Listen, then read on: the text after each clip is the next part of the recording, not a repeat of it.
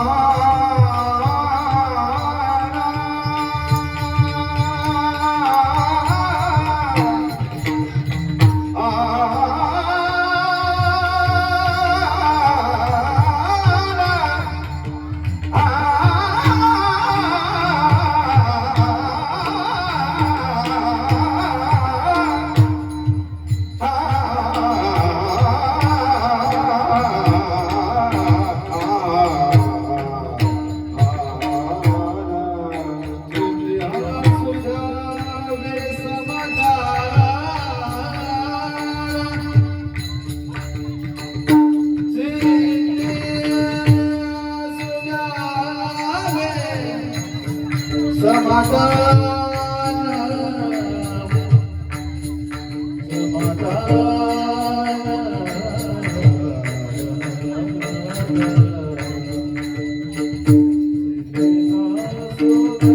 समाधान,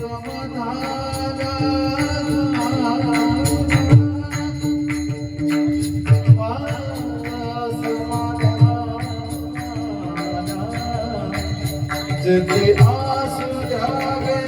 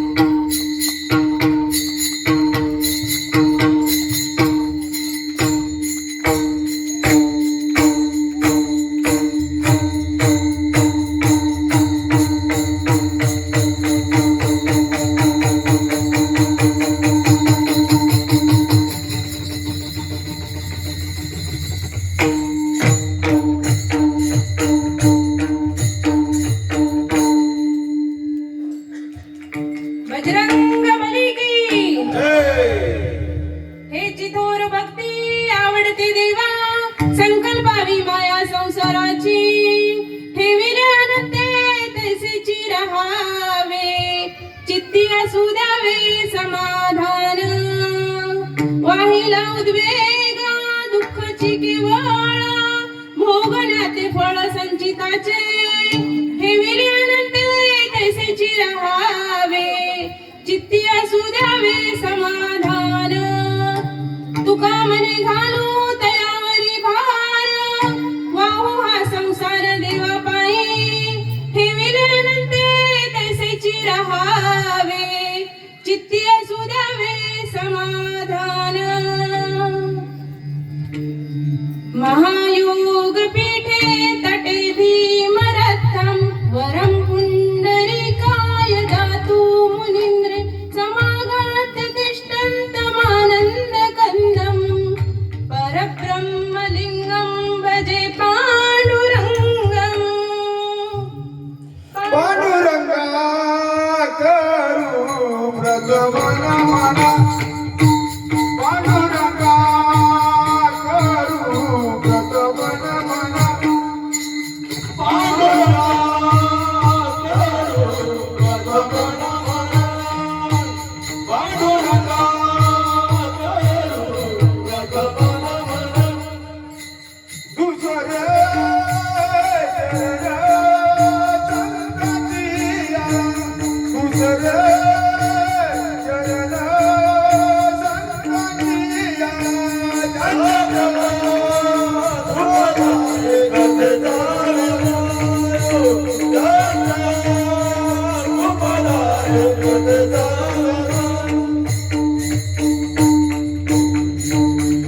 पांडुरंगा करू प्रथम नमन दुसरे चरण संतांची या त्यांच्या कृपादाने कथेचा विस्तारू बाबाजी सद्गुरु दास तुका ओम नमो ज्ञानेश्वरा करुणा करा दयाळा तुमचा अनुग्रह लादलो पावन झालो चराचरा नमो सद्गुरु तुकया ज्ञान दीपा नमो सद्गुरु सच्चिदानंद रूपा नमो सद्गुरु भक्त कल्याण मूर्ती नमो सद्गुरु भास्करा पूर्ण कीर्ती जयांचे केली स्मरण सकळ विद्यांचे अधिकरण तेची वंदू श्री चरण श्री गुरूंचे ते नमस्कारुनी आता मनोजवं मारुततुल्य वेगं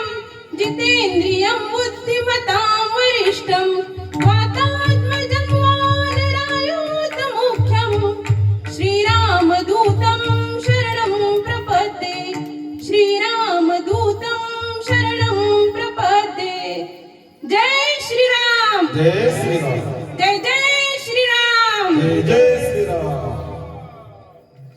हेची थोर भक्ती आवडते देवा संकल्पावी माया संसाराची ठेविले अनंते तैसेची राहावे चित्ती असू द्यावे समाधान प्रस्तुत प्रसंगी प्राप्त सेवेसाठी निवडलेला अभंग जगत विख्यात जगत वंदनीय वैराग्याची महान मूर्ती भागवत धर्माच्या कळस्थानी विराजमान असलेले देहूचे सुप्रसिद्ध संत तुकाराम महाराजांचा अभंग 4 चरणाचा आहे आणि प्रत्येक वारकऱ्याच्या पाठांतरातला आहे।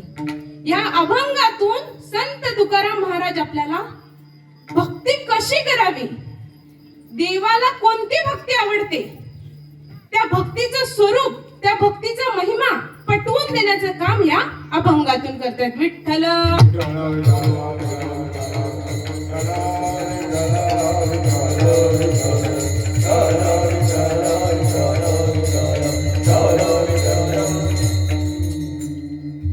आज ह्या ठिकाणी आजच्या दिवसाच्या कीर्तनाचं औचित्य म्हणजे आज ह्या मौजे गेगाव तालुका शहापूर जिल्हा ठाणे ह्या गावामध्ये अखंड हरिनाम सप्ताह चालू आहे। ग्रंथराज ज्ञानेश्वरीचं पारायण चालू आहे आणि आजच्या 3ऱ्या दिवसाची जी सेवा आहे ती पांडुरंग परमात्म्याच्या दयेने आज माझ्या वाट्याला आली आणि ही सेवा ज्यांच्याकडून मला आली ते आमचे मला गुरुस्थानी असलेले आदरणीय हबप पांडुरंग महाराज। मी त्यांच्या चरणावर नतमस्तक होते आणि त्यांचे आभार मानते। गेले कित्येक वर्ष आमच्या म्हणजे कुरंजे गावचे दिंडीचे ते चालक आहेत आणि आमच्या गावात आमचे पांडुबाबा सांगितले म्हणजे सगळ्या कार्यक्रमांना असतातच। अशा ह्या पांडुबाबांच्या माध्यमातून आज ह्या गावात येण्याचा योग आला आणि तसेच माझ्या समोर उभे असलेले विनेगरी बाबा म्हणजे हेमंत डोंगरे बाबा, कालपासून कमीत कमी 10 फोन झाले मला, किती वाजता येणार, कधी येणार, असे आमचे विनेगरी बाबा। त्यांच्या पण चरणावर मी मस्तक ठेवते आणि त्यांचे आभार मानते। तसेच आजच्या कार्यक्रमाचं आयोजन नियोजन अतिशय उत्कृष्ट आहे। चांगल्या प्रकारची साऊंड सिस्टीम आहे जेणेकरून माझा आवाज सगळ्यांकडे पोहोचतो आणि ह्या कार्यक्रमाचे या ठिकाणी जे सर्वस्व बघणारे आहेत राजाराम महाराज डोंगरे, शशिकांत महाराज नाईक, जगन्नाथ महाराज डोंगरे सर आणि त्यांचे सगळे सहकारी यांना मी वंदन करते। अतिशय उत्कृष्ट असे गायक मंडळी या कार्यक्रमासाठी मला मिळालेली आहे, त्यांचे आभार मानते। तसेच दोन्ही पण वादक मृदुंगाचार्य त्यांचे आभार मानते। तसेच आज या ठिकाणी माझ्यासोबत उपस्थित असलेले माझे गुरुवर्य अशोक महाराज यांचे आभार मानते आणि इकडे जे लहान लहान बाळ गोपाळ आहेत, माझ्या भगिनी आहेत, सगळ्यांच्या चरणारविंदी मस्तक ठेवते। आज या ठिकाणी या पंचक्रोशीतील सगळे वारकरी जी मंडळी आहे, माझ्या माता भगिनी आहेत, तुम्ही वयाने ज्येष्ठ श्रेष्ठ आणि अनुभवाने मोठे आहात, परंतु माझी सेवा गोड मानून घ्या। तुमच्या सगळ्यांच्या चरणारविंदी मस्तक ठेवते आणि प्रत्येकाच्या आत्म्यामध्ये स्थित असलेला त्या भगवान परमात्म्याला लीन होते आणि आजच्या सेवेला सुरुवात करते। विठ्ठल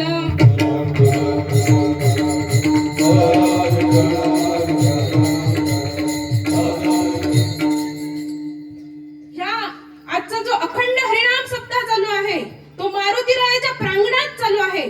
मारुतीरायाच्या जीर्णोद्धारानिमित्त हा सोहळा केला जातो आणि ह्या सोहळ्याचं 43वे वर्ष आहे। इवलेसे रोप लाविले द्वारी त्याचा वेळू गेला गगनावरी. वाडवडिलांनी चालू केलेली जी या सप्त्याची परंपरा आहे ती अखंडपणे आजची तरुण पिढी, आजचे सगळे मंडळी उत्तमरित्या पेलतायत. खरंच बघून खूप आनंद वाटला आणि अतिशय मनापासून सांगते की आजचा हरिपाठ, ज्या हरिपाठात प्रत्येक जण लहान थोरांपासून सगळे वयोवृद्ध त्या भगवंताच्या त्या परमात्म्याच्या नामस्मरणात लीन होऊन गेले. खरंच त्या सोहळ्याचा मी सुद्धा स्वतः आनंद घेतला. हा सुख सोहळा काय वर्णू. आणि आज जर ह्या लहान लहान मुलांना हे संस्कार मिळतायत तर पुढची पिढी उत्तमच होणार, ह्यात शंकाच नाही. खरंच मनापासून जे हरिपाठाला होते नव्हते सगळ्यांसाठी एकदा जोरदार टाळ्या झाल्या पाहिजेत. आणि प्रभू तुम्ही महेशाची या मूर्ती, मी दुबळी अर्पित असे भक्ती, बोल जरी गंगावती तरी स्वीकाराल की. हे जी थोर भक्ती आवडते देवा, संकल्पावी माया संसाराची. ह्या अभंगाचा थोडक्यात भावार्थ बघायचा झाला तर संत हे आपले मायबाप आहेत. जशी आई वडिलांना लेकराची काळजी असते तशी संतांना अखंड जनाची काळजी असते. आपण भक्ती करतो, आपण साधना करतो, परंतु ती भक्ती योग्य की अयोग्य हे आपल्याला कळत नाही. मग ह्याच्यातला योग्यपणा कोणता ते दाखवण्याचं काम कोण करतात? संत. मग एका साधकांनी तुकाराम महाराजांना विचारलं, का हो तुकोबराय, नक्की कोणती भक्ती करावी, कोणती भक्ती देवाला आवडते? तुकोबराय म्हणतात, हेची थोर भक्ती, संकल्पावी माया संसाराची. जेवढं प्रेम, जेवढी माया आपण संसारावर करतोय तेवढंच प्रेम, तेवढीच माया भगवंताच्या चरणावर अर्पण करायची. ती भक्ती देवाला आवडणारी भक्ती आहे. आणि एकदा का ही भक्तीला आपण सुरुवात केली, त्या परमात्म्याजवळ लीन झालो की आपल्याला आत्म्यातल्या आंतरिक परमात्म्याची ओळख होते. आणि एकदा का आंतरिक परमात्म्याची ओळख झाली की तो परमात्मा, तो अनंत आपल्याला कसा ठेवणार हो? सुखातच ठेवणार. आणि त्याने एकदा सुखात ठेवलं, त्याच्या चरणावर लीन झालो की चित्तात काय ठेवायचं? समाधान. ठेविले अनंते तैसेची राहावे, चित्ती असू द्यावे समाधान. आणि जर आपण समाधानी नाही राहिलो, समजा आपल्यावर एखादं दुःख आलंच, तर त्या दुःखाचा जर आपण उद्वेग करत राहिलो तर ते दुःख कमी होणार आहे किंवा ते दुःख वाढणार आहे, ते दुःख वाढणार आहे. मग हे दुःख कोणतं आहे? तर संचिताचे भोग आहेत, ते आपल्याला भोगावेच लागणार आहेत. म्हणून त्या दुःखाचा उद्वेग न करता ठेविले अनंते तैसेची राहावे, चित्ती असू द्यावे समाधान. मग जर दुःख आलंय आपल्या नशिबाला, दुःख आलंय आपल्या जीवनात, तर काय करावं? हा जो माझा माझा माझा आपण संसार वाहतोय ना, हा संसार त्या देवाच्या चरणावर अर्पण करावा. त्या संसाराला देवाच्या पाशी ठेवायचं. मग तो पुढे काय करायचं तो त्याला बरोबर माहिती. आपल्याला कसं ठेवायचं, कसं न्यायचं, कसं पुढे न्यायचं, हे सगळं त्याच्यावर, त्याच्या चरणावर ठेवलं की ठेविले अनंते तैसेची राहावे, चित्ती असू द्यावे समाधान. विठ्ठल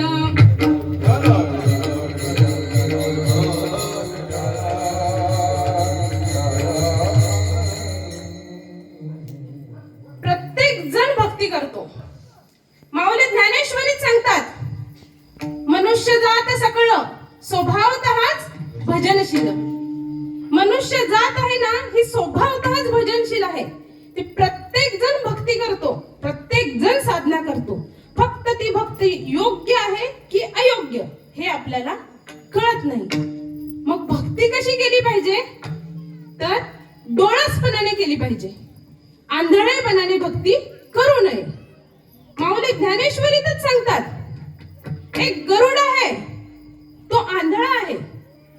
आता गरुडाचं वैशिष्ट्य काय आहे हो? गरुड आकाशात उंचच्या उंच भरारी मारू शकतो, कुठेही जाऊ शकतो. पण तो जर गरुड आंधळा असला तर तो कितीही वर उडला तरी तो कुठेतरी जाऊन अडकेल, कुठेतरी जाऊन आदळेल आणि तो पडेल. म्हणजे तो त्याच्या शाश्वत ठिकाणावर पोहोचेल का हो? नाही पोहोचणार. मग तसंच आहे, आपण जर आंधळेपणाने भक्ती केली तर आपण कुठेतरी पडू, कुठेतरी धडपडू, कुठेतरी आदळू आणि आपल्याला आपलं शाश्वत ठिकाण मिळणार नाही. म्हणून भक्ती कशी केली पाहिजे? डोळसपणे केली पाहिजे. आंधळेपणाने भक्ती करू नये. मग भक्ती नक्की कशी करायची? तर ही भक्ती म्हणजेच आपल्याला भक्तीचे प्रकार माहिती आहेत. किती प्रकार आहेत? 9 प्रकार आहेत. नवविध भक्ती आपल्याला माहिती आहे.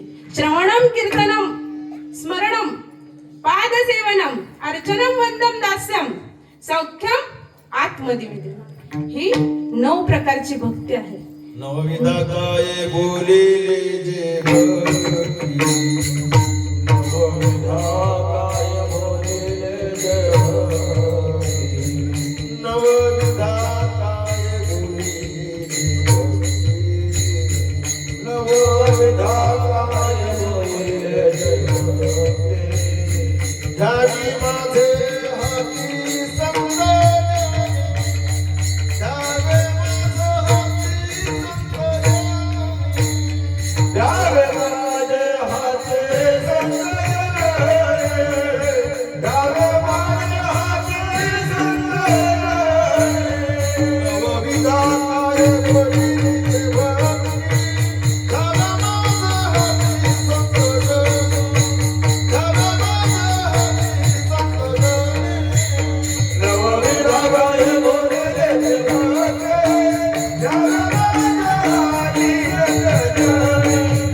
माझे हाती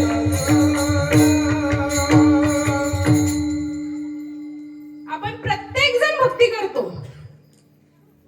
मार्ग जरी वेगळे असले तरी भक्ती करतो. आपण भजन करतो, आपण कीर्तनाला जातो, आपण प्रवचनाला जातो, आपण वारीला सुद्धा जातो. मग साधू संतांनी भक्ती केली. काय केलं तुकाराम महाराजांनी? भजन केलं, कीर्तन केलं, प्रवचन केलं, वारीला गेले. मग जे साधू संतांना म्हणजे जे तुकाराम महाराजांना प्राप्त झालं ते आपल्याला झालं का हो? का नाही झालं? तर बघा, एक दृष्टांत सांगते, लक्षात येईल. 2 आजारी व्यक्ती आहेत. त्या आजारी व्यक्ती डॉक्टरकडे गेल्यात. दोघांच्याही पोटात दुखते, दोघांनाही सारखा त्रास होतोय. आणि डॉक्टरकडे गेल्याच्या नंतर डॉक्टरने काय केलं? दोघांना त्रास सारखा आहे, दोघांना औषधही सारखी दिली. आता त्याचा परिणाम काय झालाय? एकाचं पोटात दुखणं थांबलंय आणि एकाचं तसंच आहे. म्हणजे एकाला गुण आला, एकाला गुण आलाच नाही. आता दोघांचा जर आजार सारखा आहे, दोघांना त्रास सारखा होतोय, औषध सारखं दिलंय, मग गुण सारखा यायला पाहिजे ना. मग गुण एकालाच आला. मग त्याला का बरं गुण आला? त्याने औषधासोबत काय केलं? पथ्य केलं. आणि एकाने औषधासोबत पथ्य केलं नाही. तसंच आहे, संत तुकाराम महाराजांनी हेच केलं, पण पथ्य होती. त्यातलं मर्म जाणून घेतलं आणि आपण तेच करतोय, पण आपल्याला त्यातलं मर्म कळलेलं नाही. विठ्ठल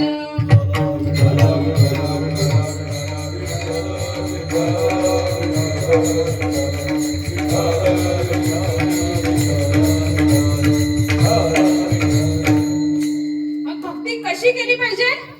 डोळसपणे केली पाहिजे, मर्म जाणून केली पाहिजे, आंधळेपणाने करू नये. आपण वहिवाट्याने आलेली भक्ती करतोय, आपल्याला जे समजते तेवढं करतोय, पण त्यातलं मर्म जाणून घेणे हे खूप महत्वाचं आहे. आज मारुतीरायाच्या या प्रांगणात असताना मला सगळ्यात पहिलं जे भक्तीचं, जे थोर भक्तीचं महत्व आहे ते मी त्याच्याबद्दलच सांगणार. कोणती भक्ती केली मारुतीरायाने? दासत्व निकट केले हनुमंते, दासत्व निकट हनुमंते, दासत्व निकट हनुमंते, दासत्व निकट हनुमंते. मनोरी देखिले रामचंद्र, मनोरी देखिले रामचंद्र, मनोरी देखिले रामचंद्र. दासत्व निकट हनुमंते, दासत्व निकट हनुमंते, दासत्व निकट हनुमंते.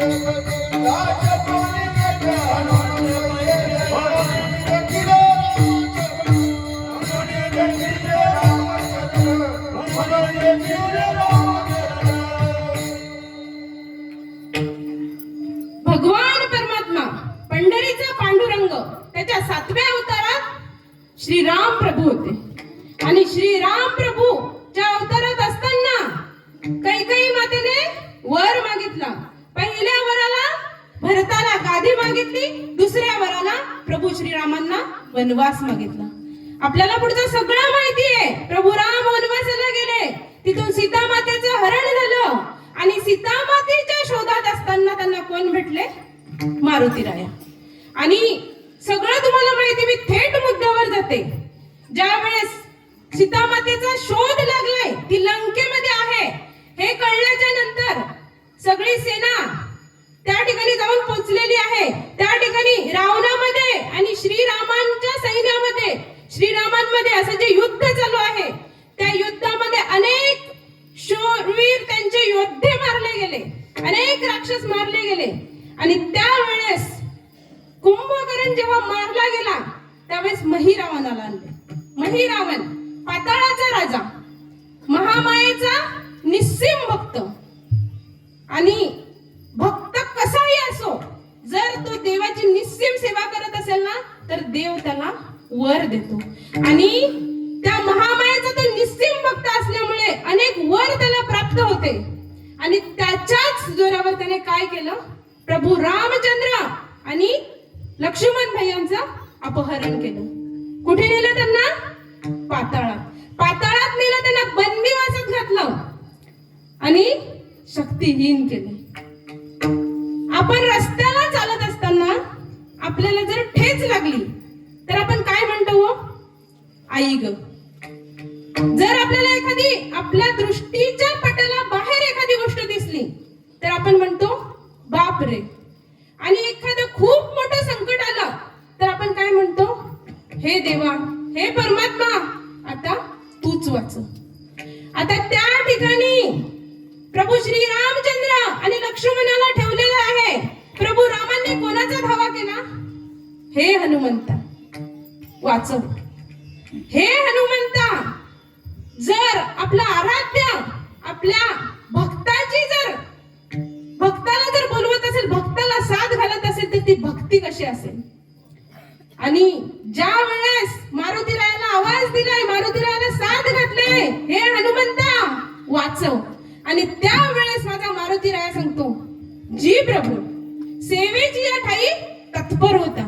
आणि त्या मारुतीरायाने शोधून काढलाय प्रभू रामांना. मारुतीराया लावून पोहोचले पाताळात, पण त्या पाताळाच्या आतमध्ये घुसणे अशक्य होतं. बऱ्याच योद्ध्यांशी तिथे त्यांचं युद्ध झालं, पण त्यांना आतमध्ये घुसता येत नव्हतं. पण मारुतीरायाकडे काय होतं? अष्टसिद्धी नवनी देखे दाता, असवर दीन जानकी माता. श्रीराम जय राम, श्रीराम जय राम, जय जय राम. श्रीराम जय राम, जय जय राम. जय श्रीराम. काय होतं मारुतीरायाकडे? अष्टमहासिद्धी: अडिमा, गरिमा, महिमा, लघिमा, प्राप्ती, प्राकाम, इसित, वसित. ह्या अष्टमहासिद्धी होत्या. आणि मारुतीरायाने काय करावं? त्यातली लघिमा नावाची जी सिद्धी आहे, त्या लघिमा नावाच्या सिद्धीने काय केलं जातंय तर मारुतीराया स्वतःचा आकार पाहिजे तेवढा कमी करू शकत होता, आपलं वजन पाहिजे तेवढे कमी करू शकत होता. आणि मारुतीरायाने त्या लघिमा सिद्धीचा वापर केला. आणि काय केलं? त्या महामाये देवीच्या पूजेसाठी दासी फुलं घेऊन जात होत्या. त्या फुलांच्या पाकळीवर बसला मारुतीराया आणि त्या पाकळीवर बसून पदार्पण कुठे केलंय? पाताळात. आतमध्ये गेल्याच्या नंतर आपल्या खऱ्या रूपात आले आणि त्या ठिकाणी महिरावणाशी 2 हात केले. पण महिरावण एवढा मायावी होता, जेवढ्या वेळा त्याला मारण्याचा प्रयत्न केला तेवढ्या वेळा तो पुन्हा प्रगट व्हायचा. त्यावेळेस मारुतीरायाने काय केलं? महादेवांना साथ घातली, महादेवांना साथ घातली, महादेवांची आळवणी केली. त्यावेळेस महादेवांनी सांगितलं, या पाताळामध्ये 5 वेगवेगळ्या ठिकाणी 5 दिवे प्रज्वलित आहेत आणि ते जेव्हा एकाच वेळी विझवले जातील तेव्हा तेव्हाच त्या महिरावणाचा अंत होईल. मग त्यावेळेस जे पंचमुखी अवतार आहे मारुतीरायाचा, तो त्याने धारण केलेला आहे. त्या ठिकाणी मारुतीराया स्वतः हयग्रीव, नरसिंह, अश्व आणि वराह ही 5 रूप आणि 5 वेगवेगळ्या ठिकाणचे दिवे एकाच वेळी विझवलेत. आणि त्यावेळेस काय झालं? महिरावणाचा अंत झाला. आणि त्या ठिकाणून मारुतीरायाना प्रभू रामचंद्र आणि लक्ष्मण भैयांची सोडवणी केलेली आहे. दोघांना आपल्या खांद्यावर बसवलंय आणि घेऊन आले. आता मला सांगा, महिरावण सुद्धा त्या महामायेचा निस्सीम भक्त होता, बरोबर आहे? पण ह्या ठिकाणी कोणाची भक्ती सरस ठरली? मारुतीरायाची. कारण मारुतीरायाची भक्ती कशी होती हो? थोर भक्ती होती. ही भक्ती डोळसपणे केलेली भक्ती होती. आणि संत तुकाराम महाराज अभंगाच्या पहिल्या चरणात सांगतात, ये जे थोर भक्ती आवड होती देवा, ये जे थोर भक्ती आवड होती देवा, ये जे थोर भक्ती आवड होती देवा, ये जे थोर भक्ती आवड होती देवा. संकल्पावी माया संसाराची, संकल्पावी माया संसाराची, देवी दयानंदे कैसे जिरावे, देवी दयानंदे कैसे जिरावे. संकल्पावी माया संसाराची, संकल्पावी माया संसाराची, देवी दयानंदे कैसे जिरावे, देवी दयानंदे कैसे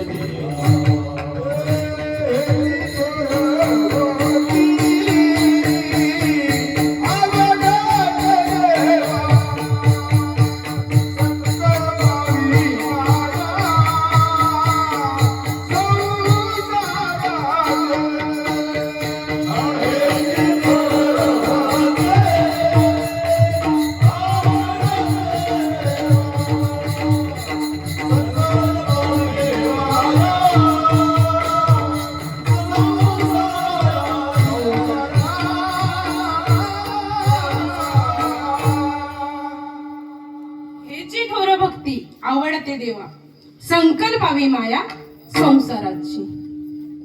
भक्ती केली पाहिजे, डोळसपणे केली पाहिजे.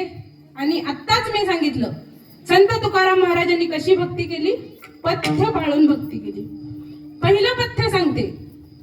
पहिलं पथ्य काय आहे? एकादशी. एकादशीचं महिमान एवढं मोठं आहे, एकादशी एवढी श्रेष्ठ आहे की ती त्यांनी पाळली, ती त्यांनी ते पथ्य पाळलं आणि त्यांची भक्ती पुढे घेऊन घेत गेले. विक्रम नावाचा राजा होता. विक्रम नावाच्या राजाच्या राज्यामध्ये हे एकादशीचं व्रत अतिशय छान प्रकारे केलं जात होतं. आबाळ वृद्धांपासून प्रत्येक जण हे व्रत करत होता. आणि ज्या दिवशी, उद्याच्या दिवशी एकादशी आहे, म्हणजे दशमीच्या दिवशी संपूर्ण नगरामध्ये दवंडी पिटवली जात होती. आणि एकादशीच्या दिवशी सगळे मंदिरामध्ये एकत्र येऊन भजन, कीर्तन, नामस्मरण अशा प्रकारचे त्या नगरीमध्ये तो त्यांचा अखंडपणे एकादशीचं व्रत चालू होतं. आणि हे एकादशीचं व्रत चालू असताना काय झालं? त्या नगरातील प्रत्येक जण पुण्यवान झाला. काय झाला? पुण्यवान झाला. एकादशीचं व्रत जे केलं, आपल्या खात्यात पुण्य जमा झालं. आणि त्या नगरामध्ये काय झालं? एकही व्यक्ती देवाकडे गेलाच नाही, म्हणजे कोणाला देवाज्ञा झाली नाही. एकही व्यक्ती मृत्युमुखीच पडला नाही. आता ते यमराजांना प्रश्न पडलाय की ह्या नगरामध्ये प्रत्येक जण देवाची भक्ती करतोय, एकही जणाला आम्ही घेऊन जाऊ शकत नाही, अशाने आमचं काम बंद पडेल. आणि यमराज कोणाकडे गेले? भगवान परमात्म्याकडे. आणि परमात्म्याला सांगितलंय की देवा, या नगरामध्ये तुम्ही पाहताय सगळे तुमची भक्ती करतायत, मग आम्ही काय करू? त्यावेळेस ह्या यमराजांनी देवाला प्रार्थना केली, आता तुम्हीच काहीतरी करा. आणि त्या भगवान परमात्म्याला पण लहर आली हो. त्यांनी काय करावं? त्या विक्रम राजाची परीक्षा बघायचं ठरवलं. एक अप्सरा बोलवली, त्या अप्सरेला तिचं काम सोपवून दिलं आणि तिला पाठवलं विक्रम राजाच्या नगरीमध्ये. आणि ती अप्सरा जाऊन बसले गावाच्या वेशीवर. विक्रम राजाचा नित्यक्रम होता, ते रोज आपल्या नगरामध्ये प्रदक्षिणा घालायचे, फेरफटका मारायचे. आणि त्या नित्य नेमाने ते विक्रमराजे रथामध्ये बसलेत आणि नगराची प्रदक्षिणा घालायला गेलेत. आणि त्या नगराच्या वेशीवर त्यांना दिसली ही सुंदर ललना, ही अप्सरा दिसली. ही कोण आहे? त्यांच्या मनात प्रश्न पडला. त्यांनी तिला विचारलं, तू कोण आहेस? त्यावेळेस ती अप्सरा म्हणते, महाराज, मी आपल्याचसाठी आलेली, आपल्याचसाठी आलेली. कारण ती मोहिनी होती, ती राजाला भुरळ घालण्यासाठी आलेली होती. तिला देवानेच पाठवलेलं होतं. आणि त्यावेळेस राजाने हे ऐकलं, रथातून उतरला राजा आणि त्या ललनेजवळ गेला. आणि राजाने तिला मागणी घातली, माझ्याशी विवाह करशील का? आणि ती अप्सरा म्हणते, तुमच्यासारख्या राजाला कोण नाही म्हणणार आहे. तिने होकार दिला लग्नाला. राजाने तिला रथात बसवलं आणि राजा निघालाय राजवाड्याकडे. राजाचं पहिलं लग्न झालेलं होतं. राजाला 8 वर्षाचा मुलगा होता. राजाची पत्नी आध्यात्मिक होती, स्वज्वळ होती. आणि ह्या राजाने ह्या अप्सरेला घेऊन कुठे आलाय? राजवाड्यात. ती राजाची पत्नी खरंच आध्यात्मिक होती. तिने त्या राजाला परवानगी दिली, काय करायचं ते करा. आणि राजाने मोठ्या थाटामाटात विवाह पार पडला. आणि त्या अप्सरेने काय केलं? राजाजवळ वचन मागितलं. मला म्हणे वचन द्या, मला दोन वचन द्या, माझ्या मागण्या पूर्ण करा. राजा तिला म्हणते, हा संपूर्ण राज्यच तुझं आहे, अजून तुला काय पाहिजे? माग, तुला काय पाहिजे? तिने सांगितलं, वेळ आल्यावर मागेल. आणि त्या ललनेने काय केलं? संपूर्ण त्या राज्यात अतिशय सगळ्यांना जीव लावायला सुरुवात केली. त्या लहान लेकराला, जे 8 वर्षाचं बाळ आहे, त्याला जीव लावायला सुरुवात केली. मोठ्या राणीशी पण ती उत्तम राहायला लागली. आणि सगळं व्यवस्थित चाललंय. आणि उद्याचा दिवस आलाय एकादशी. आता आज संपूर्ण राज्यामध्ये दवंडी पिटवली जाणार, उद्याला एकादशी आहे म्हणून. आणि त्या राणीने राजाला सांगितलं, माझं वचन पूर्ण करा. मग तुला काय मागायचंय ते माग, हे संपूर्ण राज्यच तुझं आहे. आणि त्यावेळेस त्या अप्सरेने काय मागावं राजाकडून? आजपासून आपल्या राज्यात एकादशीचं व्रत होणार नाही, हे मला वचन द्या. आपल्या राज्यात जे एकादशीचं व्रत अखंडपणे चालू आहे ते ती अप्सरा काय म्हणते? बंद करा. राजाला मोठा प्रश्न पडला, आता काय करावं? त्यावेळेस राजा तिला हात जोडून विनवणी करतोय, तू दुसरं काहीही माग, पण हे व्रत मला तोडायला लावू नको. आणि त्यावेळेस त्या अप्सरेने आपली दुसरी मागणी टाकली. काय मागणी टाकली असेल? तुमचा जो 8 वर्षाचा मुलगा आहे त्याचं मस्तक कापा आणि माझ्या पायावर ठेवा. आता सांगा त्या राजाने काय करावं? इकडे एकादशीचं व्रत बंद करायचं की इकडे आपल्या 8 वर्षाच्या लेकराचं मस्तक कापून तिच्या पायावर ठेवायचं? सांगा काय करावं त्या राजाने? आणि त्यावेळेस त्याची ती पत्नी होती, जी आध्यात्मिक होती, ती पुढे आली. तिने राजाला सांगितलं, माझ्या बाळाचा प्राण गेला तरी चालेल, पण एकादशीचं व्रत तुटलं नाही पाहिजे. आणि हे आपल्या मातेचे शब्द त्या 8 वर्षाच्या लेकराने ऐकलेत. आणि तो 8 वर्षाचा लेकरू त्या राज्यसभेमध्ये, त्या संपूर्ण जी राजवाड्यामध्ये मंडळी जमलेले, प्रत्येकाच्या अंगाला शहारे उठलेत.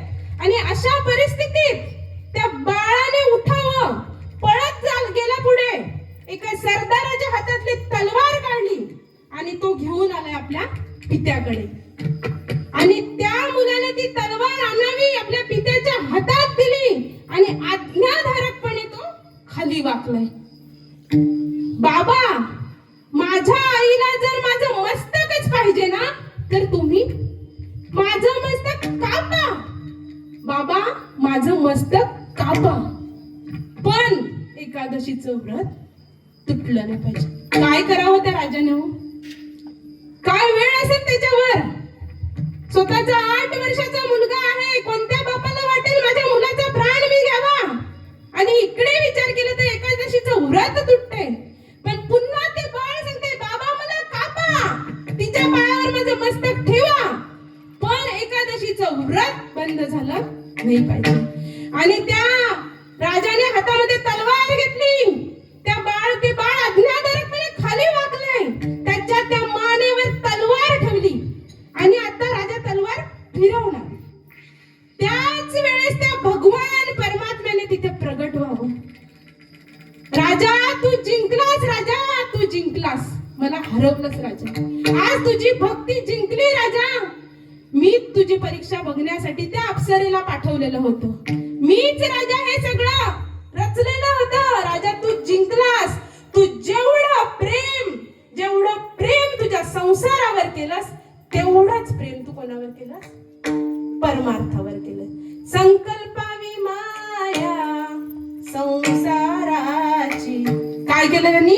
जे प्रेम त्याच्या संसारावर होतं, तेवढंच प्रेम त्यांनी त्या भगवान परमात्म्याच्या चरणावर लीन केलेले. म्हणून संत तुकाराम महाराज म्हणतात, हेची थोर भक्ती आवडते देवा, संकल्पावी माया संसाराची. विठ्ठल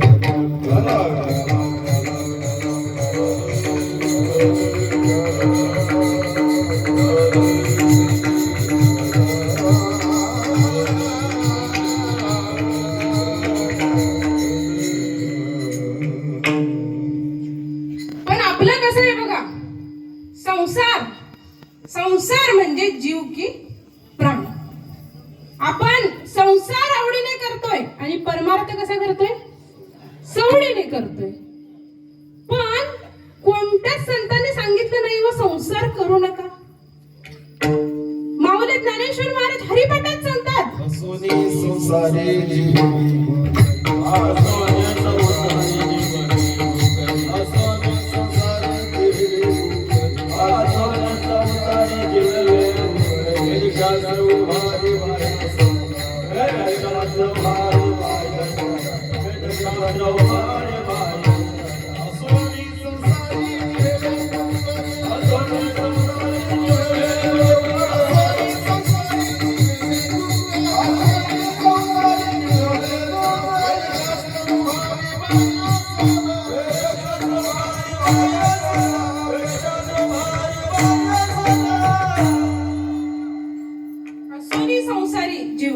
करी.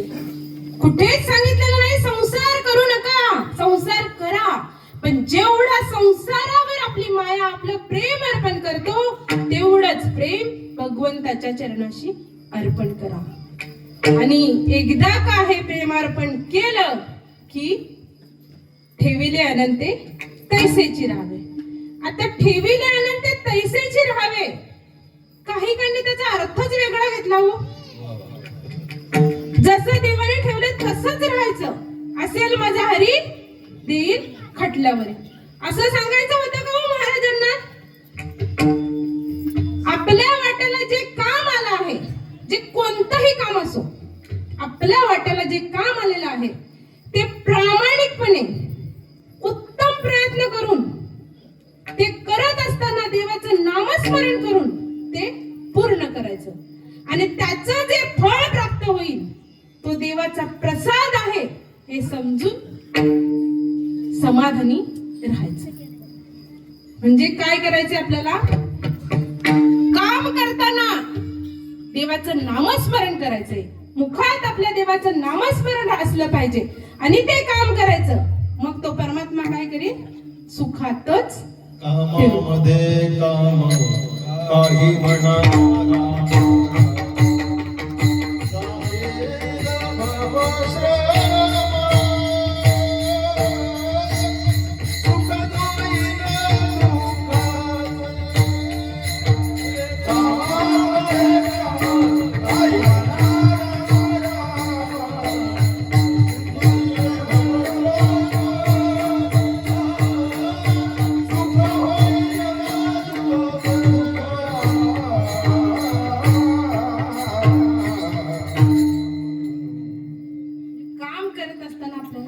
नामस्मरण पण केलं पाहिजे, मुखात त्या परमात्म्याचं नाम असलं पाहिजे. मग तो परमात्मा काय करतो? ठेविले अनंते तैसेची राहावे, तो समाधानातच ठेवतो. महाभारतात घेऊन जाते द्रौपदी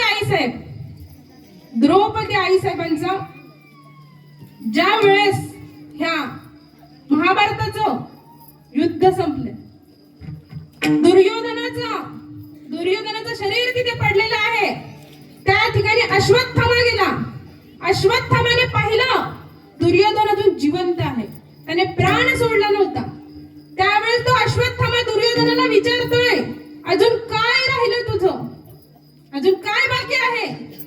त्यावेळेस तो दुर्योधन सांगतोय, वाईट फक्त एकाच गोष्टीचं वाटतंय, आम्ही एवढे असून 5 जणांना मारू शकलो नाही, आम्ही एवढे असून 5तल्या एकाला सुद्धा मारू शकलो नाही, ह्याचंच वाईट वाटतंय. तेव्हा त्या अश्वत्थामाने सांगितलं, थांब, आलोच. आणि तो अश्वत्थामा कुठे गेलाय? द्रौपदी आईसाहेबांच्या महालात गेलाय. द्रौपदी आईसाहेब त्यांचं काम करतायत आणि अर्जुन आणि श्रीकृष्ण हे बाहेर वनामध्ये गेलेले आहेत. आणि त्यावेळेस पांडवांचे 5 पुत्र त्या ठिकाणी झोपलेले आहेत. आणि ह्या अश्वत्थामाने तिथे जावं आणि अश्वत्थामाने काय केलं? त्या 5च्या 5 मुलांचे मुंडके कापले, 5च्या 5 मुलांना मारले. 5च्या 5 मुलांचे मुंडके हातात घेऊन हा अश्वत्थामा कुठे गेलाय? दुर्योधनाकडे गेलाय. आणि त्यावेळेस त्या द्रौपदी आईसाहेबांनी यावं आणि द्रौपदी आईसाहेबांनी जेव्हा ते पाहिलं, रक्ताच्या थरोळ्यात माझी 5 मुलं पडलेली आहेत, रक्ताचा सडा पडलाय आणि त्या मुलांचे फक्त धड आहेत. काय बोलत असेल त्या आईचं हृदय, काय वाटलं असेल त्या मातेला? त्या मातेने त्या ठिकाणी आक्रोश केलाय, अखंड तांडव केलाय. आणि त्याच वेळेस भगवान परमात्म्याने आणि अर्जुनाने तिथे आले. तिने त्या परमात्म्याला विचारते, तू असताना हे झालंच कसं? माझा पती एवढा वीर धनुर्धारी असून माझ्या मुलांवर ही वेळ का आली? आत्ताच्या आत्ता जा, ज्याने कोणी केले त्याला माझ्या समोर हजर करा. आणि तिचा तो अवतार बघून भगवान परमात्म्याला आणि अर्जुनाला तिथून जावं लागलं. आणि भगवान परमात्म्याला माहिती होतं हे कोणी केलंय? अश्वत्थामाने. आणि अश्वत्थामाला तिथे आणलं. त्यावेळेस भगवान परमात्म्याला वाटलेलं आता द्रौपदी काय करेल, काहीच सांगू शकत नाही. आणि ज्या वेळेस अश्वत्थामाला तिथे आणलं, त्यावेळेस द्रौपदी काय म्हणाली असेल? हा गुरुचा पुत्र आहे, हा ब्राह्मण पुत्र आहे, ह्याला मी कसं मारू? आणि जर मी ह्याला मारलंच तर ह्याच्या आईचा जीव काय बोलेल, त्याच्या आईला किती दुःख होईल? तुम्ही विचार करा, जिची 5 मुलं त्याने मारलेत आणि ती आई कोणाचा विचार करते? त्याच्या आईचा विचार करते. आणि त्यावेळेस त्या भगवान परमात्म्याला हे आश्चर्य वाटले की आता आमच्या समोर ही तांडव करत होती. आणि ज्या वेळेस अश्वत्थामाला तिथे आणले त्यावेळेस ती काय बोलते?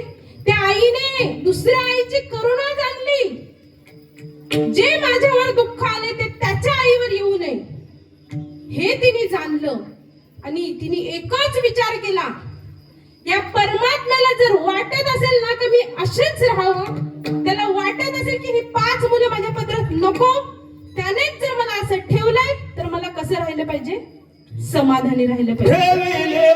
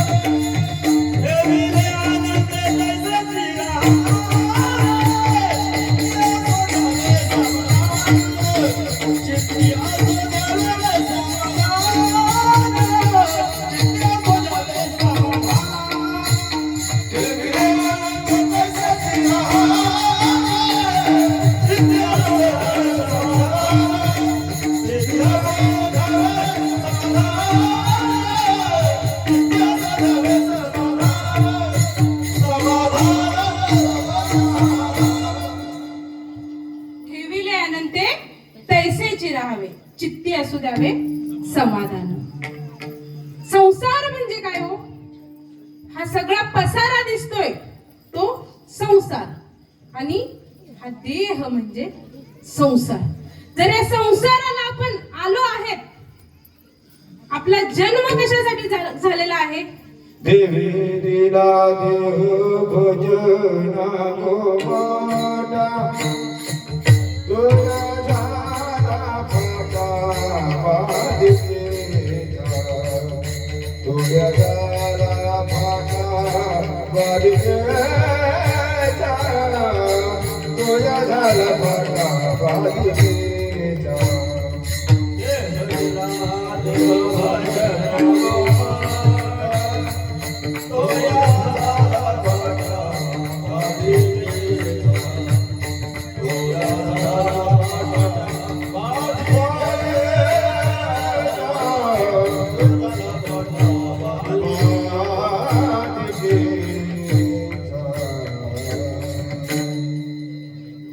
या संसाराला आपण आलेलो आहोत. आली या संसारा उठ वेगे करा, शरण जा उदारा पांडुरंगा. ज्या आपल्याला हा देह जो मिळालेला आहे तो एका उद्देशाने मिळालेला आहे. काय आहे तो उद्देश? एखाद्या पर्वतावरून एखादी नदी उगम पावते आणि ती सतत वाहते सतत वाहते. काय असतो तिच्या जीवनाचा उद्देश? सागराला जाऊन मिळणे. तसा आपल्याला हा देह मिळालेला आहे, त्याचा पण एक उद्देश आहे. काय उद्देश आहे? परमात्म्याची प्राप्ती करणे. हा देह कशासाठी मिळालेला आहे? तर मागच्या जन्माचे जे पाप आहेत, जन्म घेणे लागे वासनेच्या संगी, आणि मागच्या जन्माचे जे पाप आहेत ते संचित रूपाने भोगण्यासाठी आज हा आपल्याला हा देह मिळालेला आहे. आणि प्रत्येकाच्या नशिबाला दुःख आहे. मग काही काहींचं म्हणणं असेल, मी माझ्या आयुष्यात कोणाचंच वाईट केलेलं नाही, कोणाचंच वाईट केलेलं नाही, मी काहीच वाईट केलेलं नाही, तरी सुद्धा मला दुःख का? तरी सुद्धा माझ्याच वाट्याला हे का? हे आपल्या संचिताचे भोग. आणि ते प्रत्येकाचे जे संचित बाकी आहे ते भोगायला येतेच, ते भोगावं लागतेच. भोगनात घरे संचिता वाचोनी करावे माने समाधान करावे माने समाधान. भोगनात घरे संचिता वाचोनी करावे माने समाधान.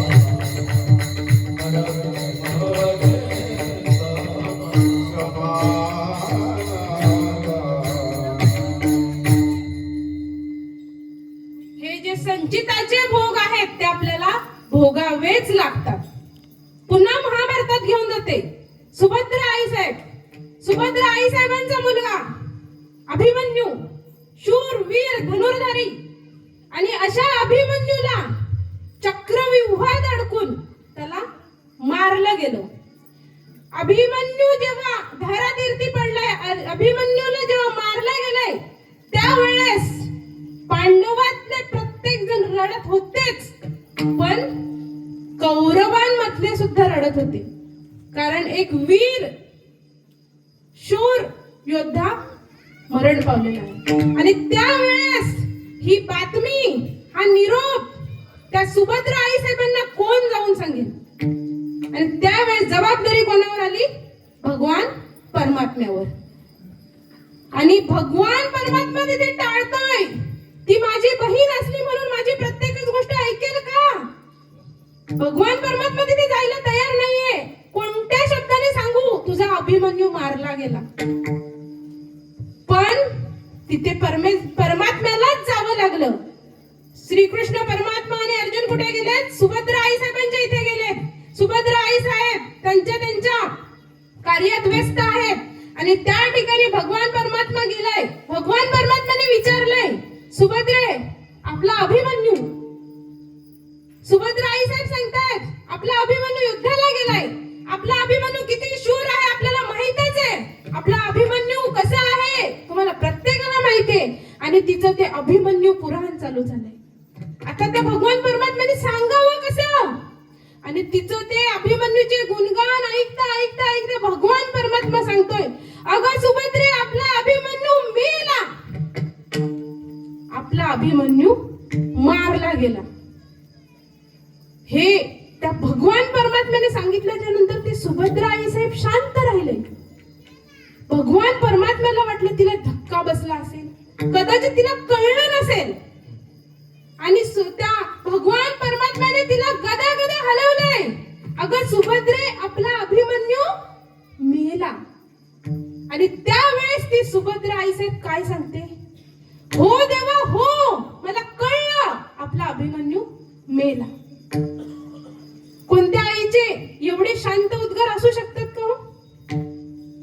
देवाला वाटलेलं ती अकांड तांडव करेल, ती आक्रोश करेल, तर ती काय म्हणते, हो मला माहिती आहे, मला कळलं की आपला अभिमन्यू गेला. त्यावेळेस भगवंतालाच तिथे प्रश्न पडलाय, अगं सुभद्रे, तुला कळतंय का आपला अभिमन्यू खरंच मारला गेलाय? ती पुन्हा देवाला सांगते, देवा मला कळतंय, मला समजतंय, आपला अभिमन्यू मारला गेला. आणि हे कोण मला सांगते, तर तू, या ब्रह्मांडाचा नायक ना रे तू, या विश्वाचा पालन करता तू, या चराचरात तू आहेस, देणारा तू आहेस, नेणारा तू आहेस. आणि तुलाच जर वाटतंय की त्याला न्यावं, तुलाच जर वाटतंय मी असंच राहावं, तुझी या सत्तेने वेदांशी बोलणे, सूर्याशी चालणे, तुझी या बोलणे, तुझ्या बोलण्याने, तुझ्या चालण्याने जर हे जग चालतंय, मग माझ्या अभिमन्यूला नेणारा कोण आहे? तूच आहेस ना. मग तुलाच जर वाटते की माझा अभिमन्यू न्यावा म्हणून तू नेला आहेस. आणि जर ह्या दुःखाचा मी जर आकांत तांडव करत बसली, ह्याचा उद्वेग करत बसली, तर हे दुःख कमी होणार आहे का? जर माझ्या संचिताचे हे जर भोग असतील, तर ते मला भोगावेच लागतील. अभंगाचं वाहिल्या उद्वेग दुःखाची केवळ, वाहिल्या उद्वेग दुःखाची केवळ, वाहिल्या उद्वेग दुःखाची केवळ, वाहिल्या उद्वेग दुःखाची केवळ, वाहिल्या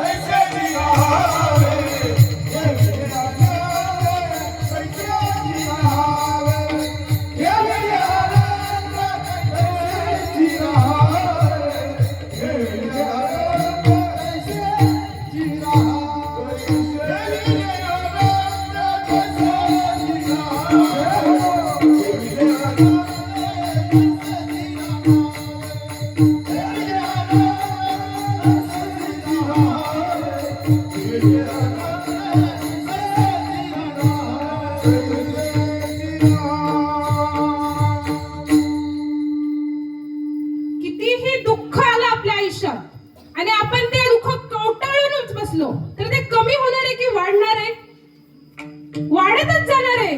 कितीही त्या दुःखाचा उद्वेग केला तर ते कमी होणारच नाहीये. मग जे दुःख आपल्या वाट्याला आलंय ते दुःख संचिताचे भोग आहेत,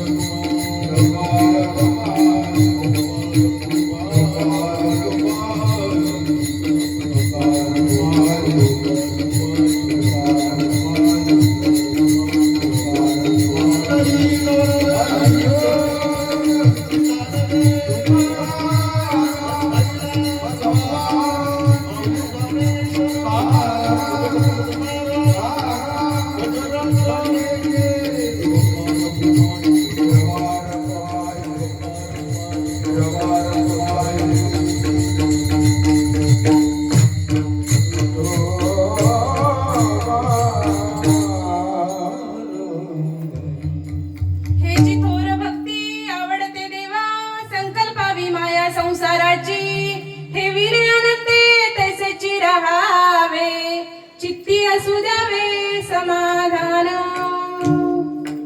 देवाला आवडेल ती भक्ती केली पाहिजे भक्ती डोळसपणे केली पाहिजे भक्तीतले मर्म जाणून घेतले पाहिजेत भक्तीतले पथ्य पाळले पाहिजेत आणि ती भक्ती केली पाहिजे जी जेवढं प्रेम संसारावर करतो तेवढंच प्रेम परमात्म्याच्या चरणी अर्पण केलं पाहिजे आणि एकदा का हे प्रेम अर्पण केलं की तो परमात्मा आपल्याला सुखातच ठेवतो आणि चित्तात समाधान ठेवायचे आणि कितीही मोठं दुःख जरी आलं तरी त्याचा उद्वेग न करता ते संचिताचे भोग आहेत हे समजून आयुष्यात पुढे चालायचे आयुष्यात आपण कितीही पैसा कमवला कितीही आजपर्यंत कोण बरोबर घेऊन गेले का हो?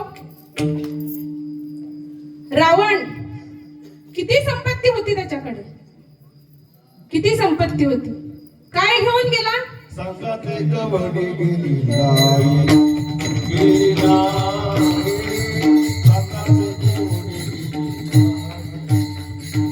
नाही संगाते कवडी गेली नाही संगाते कवडी गेली संपदाय वाढे अमर जाती सामने जाती संपदाय वाढी सामने जाती संपदाय वाढी सामने जाती संपदाय वाढी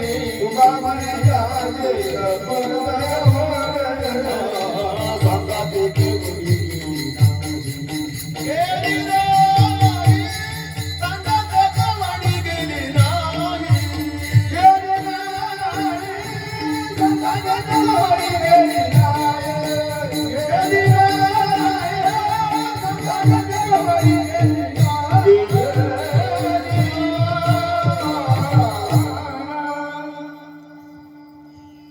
आजपर्यंत कोणीच काहीच घेऊन गेलं नाही आपणही काहीच घेऊन जाणार नाहीत अहो सिकंदर ज्याने जग जिंकलं जगत जेता सिकंदर कसा गेला हो रिकाम्या हाताने गेला आपल्याकडे काय आहे?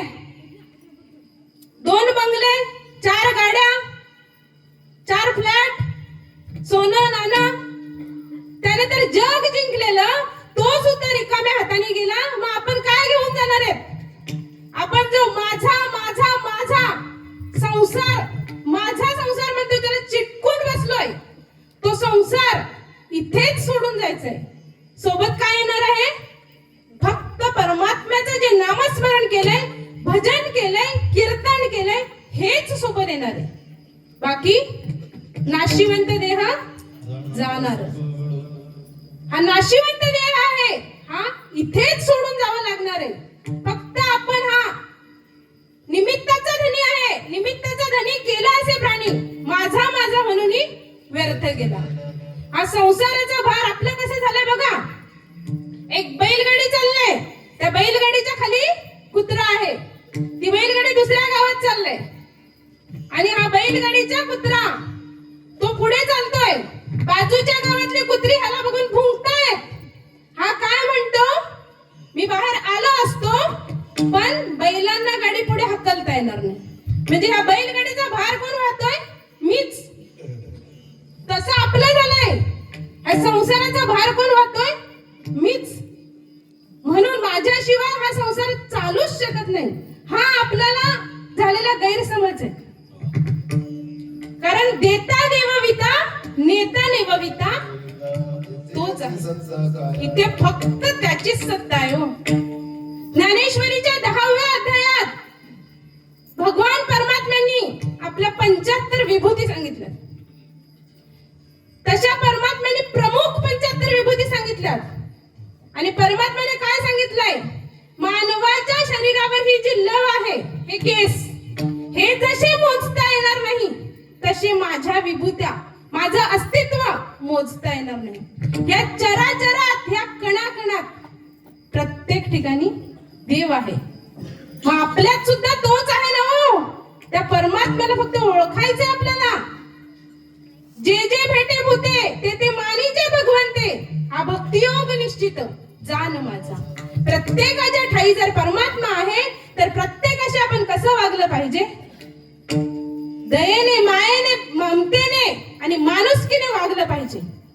आणि आज जो आपण हा भार म्हणतोय ना, माझा माझा माझा, अहो आयुष्यभर धन धन धन करतो आणि शेवटी आपल्या फोटोच्या पुढे काय लिहायला लागतंय? निधन. हेच करावं लागतं ना प्रत्येकाच्या बाबतीत. मग जो हा भार वाहत आलाय तो काय केला पाहिजे? तर त्या भगवंताच्या चरणावर अर्पण केलं पाहिजे. आणि एकदा का तो अर्पण केला की पुढची जबाबदारी कोणाची असते? त्याची. हा आपला भार भगवंताच्या चरणावर अर्पण केल्याच्या नंतर काय होतं बघा. नारद मुनी, प्रत्येकाला माहिती आहे, नारद मुनी पूर्वजन्मात एका घरकाम करणाऱ्या मोलकर्णीचा मुलगा. ती त्यांची आई एका आश्रमामध्ये धुनी भांडी करायचं काम करत होती. नारद मुनी 5 वर्षाचे होते, अतिशय शांत स्वभावाचे होते. ती माऊली त्यांना घेऊन त्या आश्रमात जात असे. त्या बाळाला एका ठिकाणी बसवायची आणि संपूर्ण कामं करायची. एक दिवस त्या आश्रमामध्ये वैष्णव आले. त्या वैष्णव त्यांच्या पंगत पडल्या, त्यांचं जेवण झालं आणि त्यांच्या पत्रावळीच्या टाकल्या गेल्या. नारद मुनींनी त्यांच्या पत्रावळीवरच राहिलेलं उष्ट जेवण खाल्लं. त्या वैष्णवांना वाईट वाटलं. त्यांनी त्या बाळाला जवळ घेतलं आणि त्याला कानात काही कान मंत्र दिले. आणि ते बाळ अगदी लहानपणापासून हुशारच होतं. त्या बाळाने ते नाम पकडलं आणि तिथून सुरुवात केली, नारायण नारायण नारायण. अखंडपणे त्या नामाचा जप करत राहिला आणि तो त्या नामात तल्लीन होत गेला. पुढे एक दिवशी आई आणि तो दोघंच राहत होते. वडील आधीच गेलेले होते. आई एक दिवशी त्या बाळासाठीच काहीतरी आणण्यासाठी बाहेर गेली आणि त्या आईला सर्पदोष झाला. ती आई वारली. त्यावेळेस नारदांनी काय काय म्हणाले असतील नारद?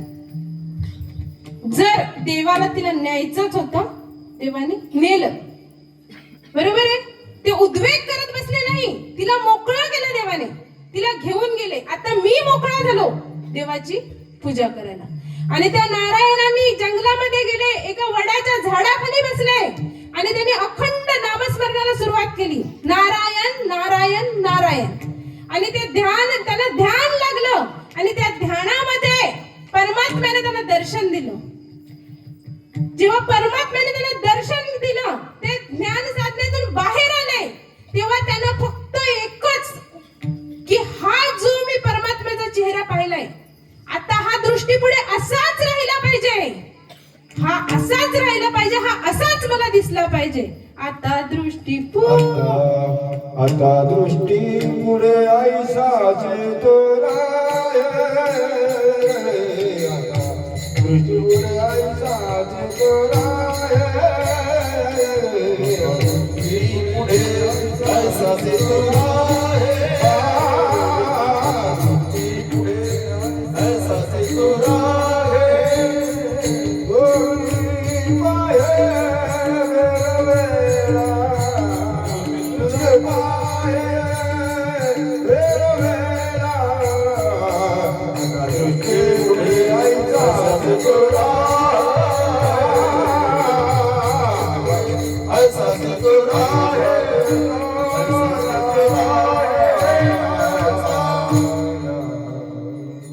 त्यांना आता वाटत होतं की आता दृष्टीपुढे असाच राहिला पाहिजे हा परमात्मा.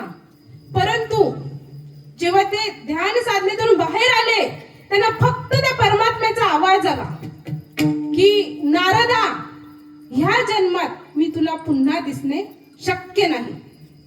तुला जर माझे दर्शन घ्यायचं असेल तर तुला पुढचा जन्म घ्यावा लागेल. आणि त्यावेळेस नारदाने काय केलं, आपलं जीवन आहे ते भगवंताच्या चरणावर अर्पण केलं आणि अखंडपणे ते नारायण नारायण नारायण ह्या जपात राहिले. आणि त्याने आपला तो देह होता तो त्यागला, देह त्यागला आणि पुढचा जन्म त्यांना मिळाला तो ब्रह्मदेवाचा मुलगा. ब्रह्मदेवाचा मुलगा म्हणून ते जन्माला आले. आणि नारद मुनी म्हणजे कोण? त्रिखंडात ज्यांचा वावर, त्रिखंडात ज्यांचा डंका, चालता बोलता प्रबोधन करणारे, आपल्या जवळची असणारी ज्ञान गंगा इतरांना देणारे. आणि आज ज्या अखंड विश्वामध्ये जी कीर्तनाची गादी आहे, ती गादी कोणाची आहे? नारदाची गादी. कशामुळे प्राप्त झालं हे? तर आपलं सर्वस्व त्यांनी काय केलं? भगवंताच्या चरणावर अर्पण केलं. मग भगवंताच्या चरणावर अर्पण केल्याच्या नंतर जर हे फळ मिळत असेल तर आपण केलं पाहिजे की नाही केलं पाहिजे? केलं पाहिजे ना.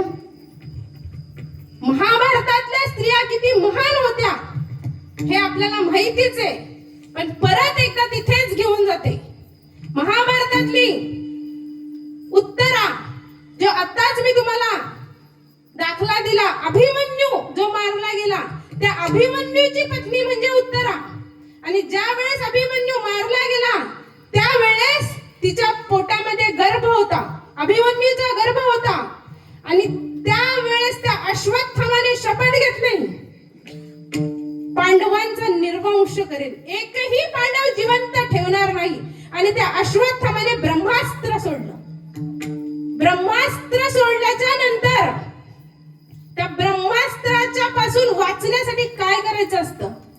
जेव्हा ब्रह्मास्त्र समोर येईल तेव्हा त्याला हात जोडून नतमस्तक व्हायचं असतं की ते ब्रह्मास्त्र पुढे जातो, त्याच्यावर दुसरा उपाय नाही. मग आता त्या उत्तरेला प्रश्न पडलाय, मी हात जोडेन, सगळे हात जोडतील, पण ते गर्भातलं बाळ ते हात कसं जोडणार? कसं जोडणार ते हात? मग त्या उत्तरेला प्रश्न पडलाय, माझे 5 सासरे, 5 पांडव असताना सुद्धा ते गेले कोणाकडे? भगवान परमात्म्याकडे गेले. आणि त्या परमात्म्याला सांगितलंय, आता माझा जो काही भार आहे तो तुझ्या चरणावर, आता जे पुढचं आहे ते तुला पाहायचंय, तुलाच ठरवायचंय. त्यावेळेस त्या भगवान परमात्म्याने काय करावं?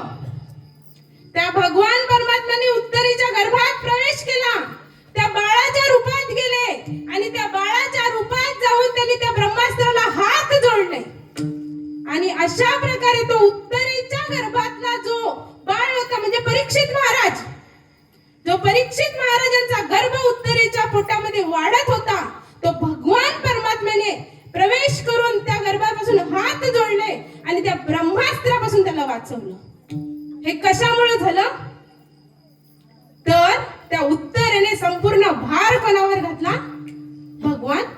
बातम्यावर अभंगाचं तुका मन घालू या भार तुका मन घालू या भार तुका मन घालू या भार ओ तुका मन घालू या भार वाहू हा संसार देवा पायी वाहू हा संसार देवा पायी हे विद्यानंदे ऐसे हे विद्यानंदे ऐसे वाहू हा संसार देवा पायी वाहू हा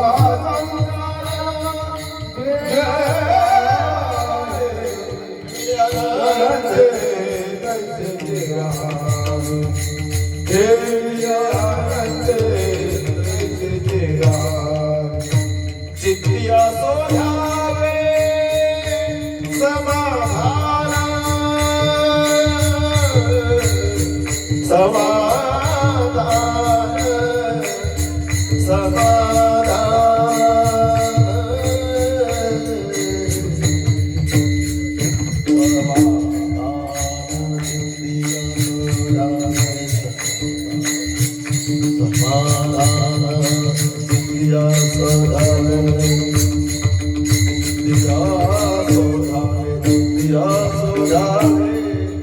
समाधान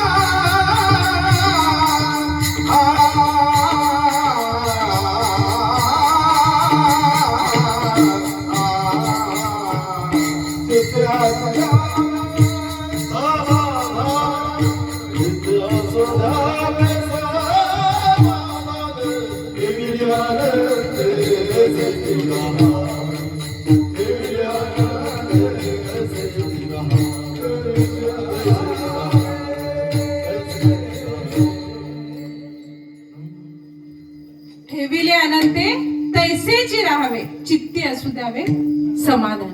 जर आपल्या जीवनाचा आपल्याला उद्धार करायचा असेल, हे जीवन जर सार्थक करायचं असेल, तर आपल्याला देवाला, संतांना शरण गेलंच पाहिजे. त्यांनी दाखवलेल्या वाटेवर चाललंच पाहिजे आणि ज्या संतांनी ही वाट दाखवली त्यांचं भजन करूया. ज्ञानेश्वर माऊली, ज्ञानराज माऊली, तुकाराम ज्ञानेश्वर माऊली. ज्ञानेश्वर माऊली ज्ञानराज माऊली ज्ञानेश्वर माऊली ज्ञानराज माऊली ज्ञानेश्वर माऊली ज्ञानराज माऊली तुकाराम माऊली.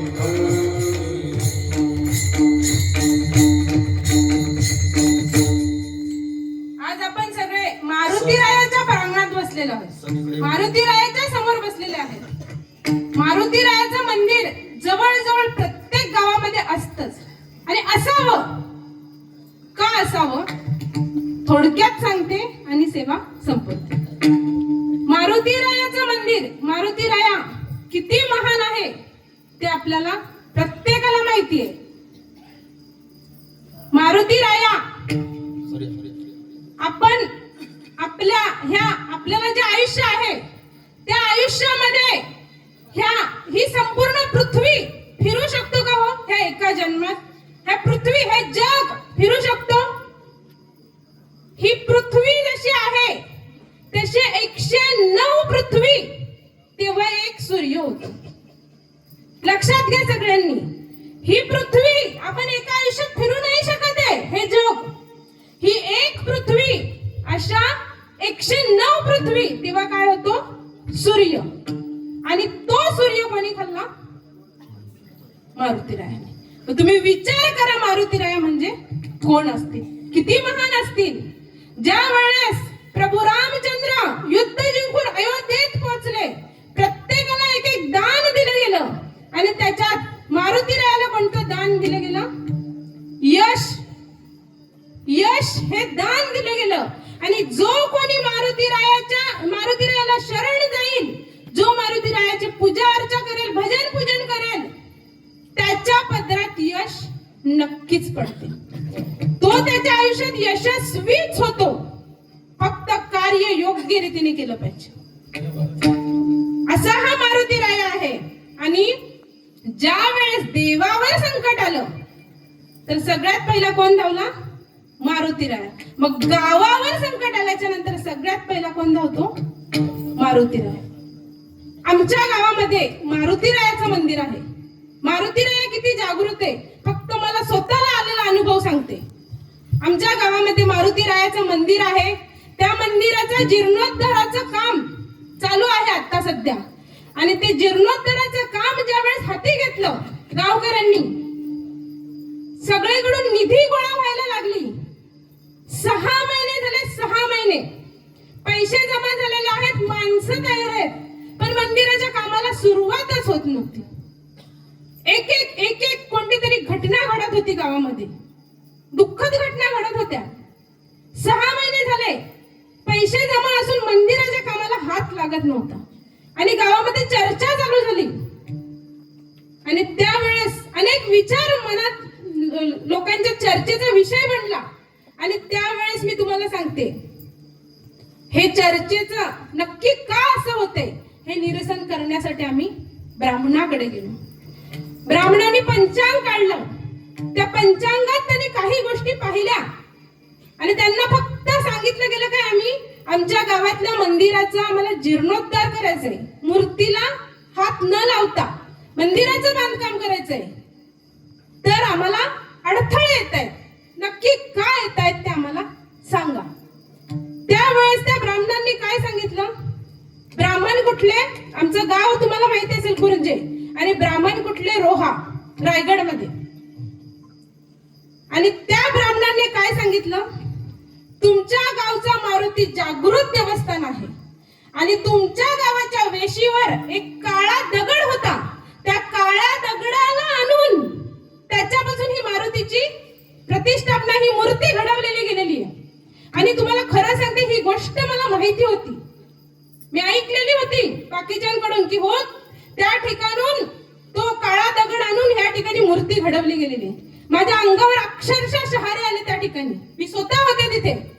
आणि त्यांनी सांगितलं, हा जागृत मारुतीराया हा रुद्र आहे आणि ह्या रुद्राला तुम्ही शांत जोपर्यंत करत नाही तो विटेला पण हात लावू देणार नाही.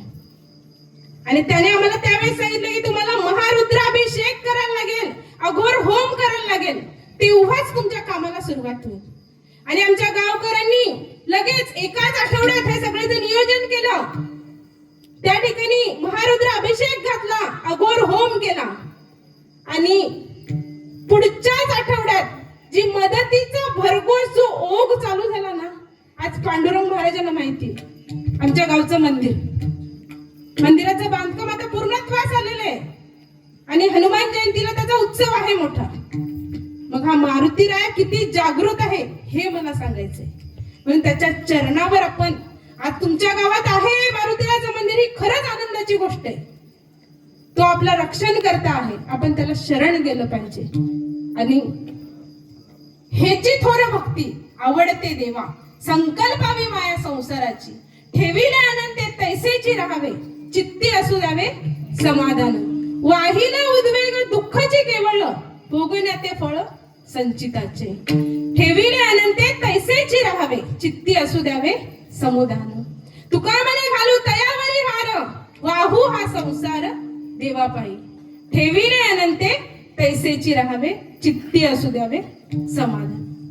आज या ठिकाणी या गेगाव गावामध्ये मला कीर्तनासाठी जी संधी दिली, मी सगळ्या माय बापांचे आभार मानते.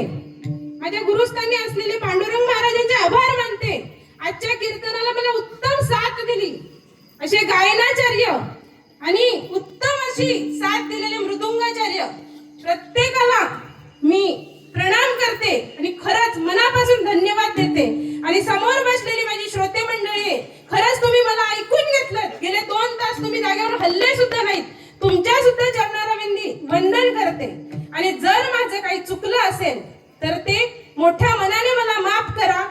आणि झालेली सेवा माझ्या आई वडिलांच्या चरणावर आणि माझ्या गुरूंच्या चरणावर अर्पण करते.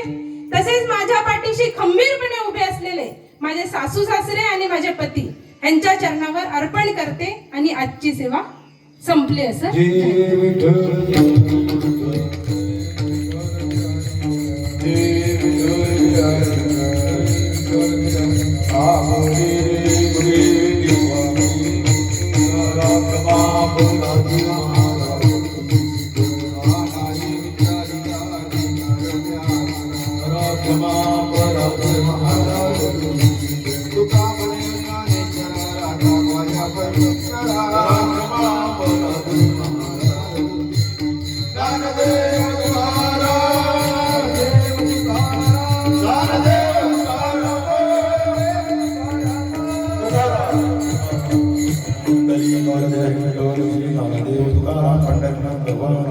कोणीही 5 मिनिटासाठी उठायचं नाही.